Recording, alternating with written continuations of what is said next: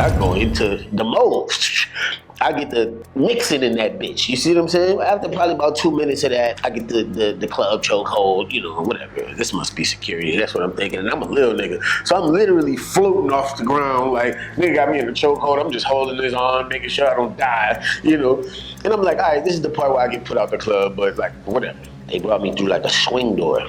Right? First I'm in this hallway, it's dark as fuck. Then I get through this swing door, and then I just start feeling people beating me. Like, what the fuck is happening right now? Right? So they push me into this kitchen, and there's like 8 or 9 of them. I'm talking about motherfuckers just start beating me.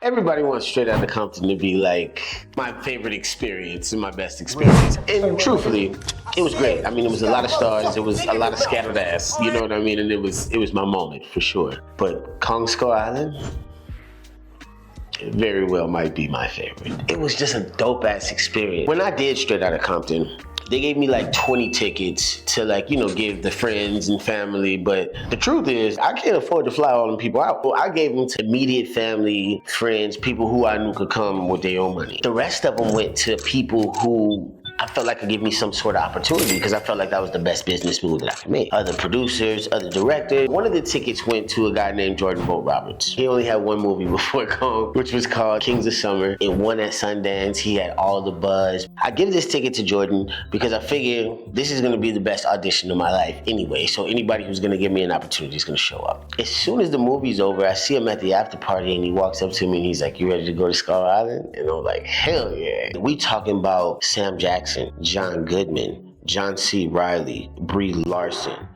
John Ortiz, Tom the Haircut Hiddleston, Toby Kebbell, Corey Hawkins, my brother who played Dr. Dre. I mean, the list just goes on. And then we got this top-down sort of director who is just fly, you know what I mean? And just comfortable with himself. Production was set to take 6 months, right? Which was kind of crazy to hear because movies take long, but they don't take that fucking long. We were supposed to do 2 months in Hawaii, then take a Christmas break, then go to Australia, and then finish it off in Vietnam. We go to Hawaii, and they always take your fucking good toiletries at the airport. After I learned that, I just started leaving my good shit at home. And, you know, wherever I go to the nearest Walmart or Target and not only get my toiletries, but also assess the talent. If you want to see what they working with, you go to the local stores. I walk in, and bro, it's Straight Outta Compton everything. They don't tell us nothing about none of this. Advertisements I ain't never seen. And like an asshole, I got on the worst disguise ever. A regular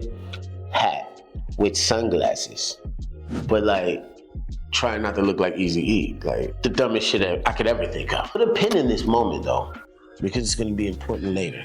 When we first get to the island, it's like straight work, all military training, straight full metal jacket boot camp. I'm lying, it wasn't that intense. Actors, they don't be on that level. There's this guy named Harry Humphrey, who is an absolute legend.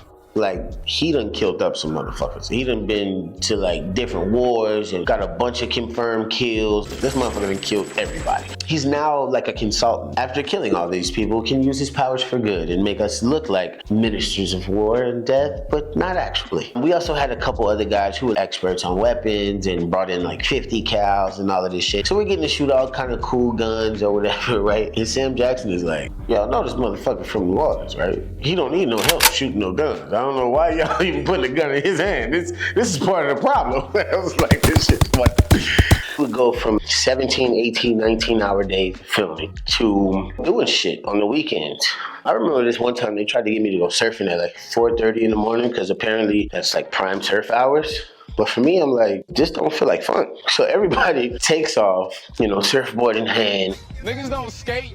So as soon as you get into the water, what they don't tell you is all that shit is rocks. And what they don't tell you is, obviously, surfers and Hawaiian people got leather feet. That shit was fucked up. My shit was all ripped up at the bottom. I was just like, fuck this. This ain't my idea of fun. These activities started getting interesting because things started to take a turn for the worse. The local Hawaiians had this feeling that their land was taken from them and the mainlanders took their land. And I'm like, you know what? I get that.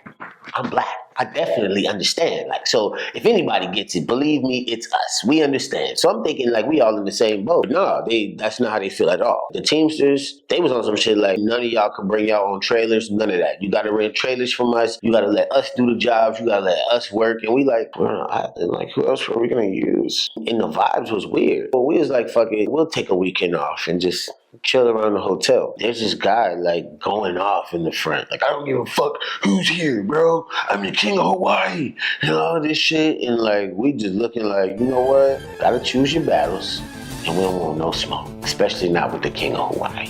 If that's who you are, it's fine, sir. You got it. We'll give you that. So we go to this restaurant that's literally across the street from the hotel, and everybody's there. As the food starts to come out, guess who we see? None other than the king of Hawaii. It's like, nigga, you work here? Like, I don't know what to fucking think. I'm gonna just go out. I'm gonna have a good time. Like, fuck it. Like, I'm gonna just bring the best energy I can bring. If some shit happens, then some shit happens.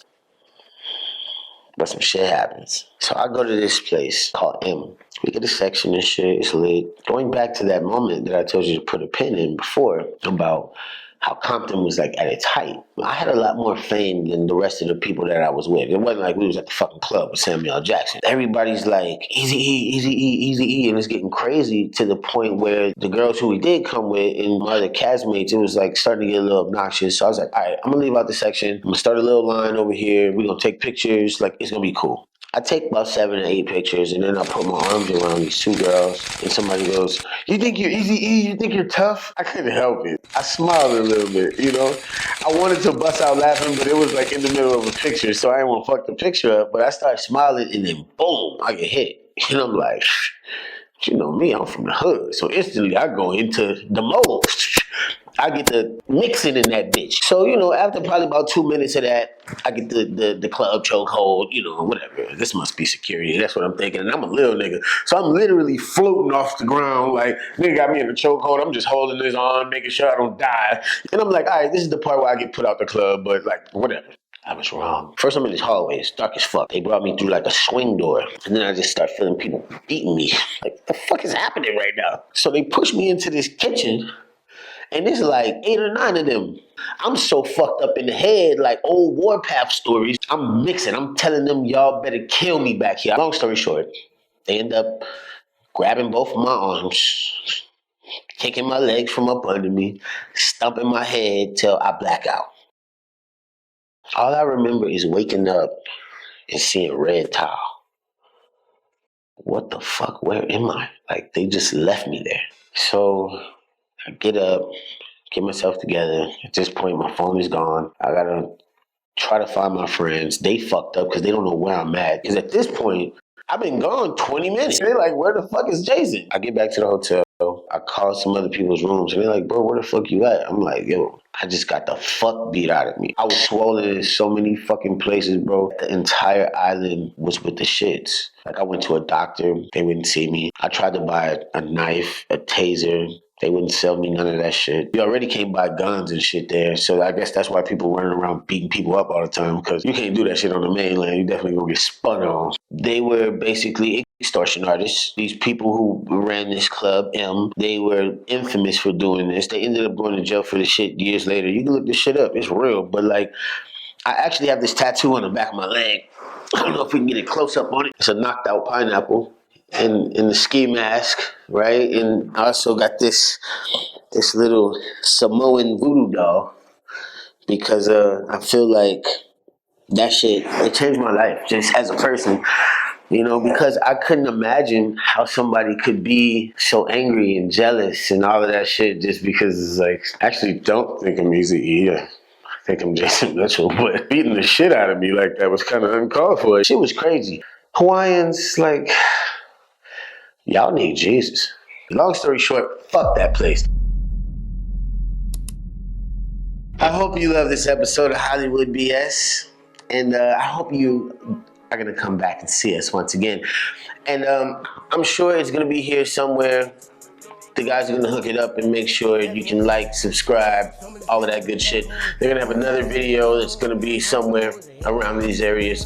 We want you to watch that shit, people. Come back and see us. We love you. Without you, we ain't nothing. We've been turning up. Hollywood BS, Kong Skull Island. They got other videos. Go watch that shit, man. Ring that bell. Make sure y'all subscribe. Oh yes, indeed. Help me up, Femi.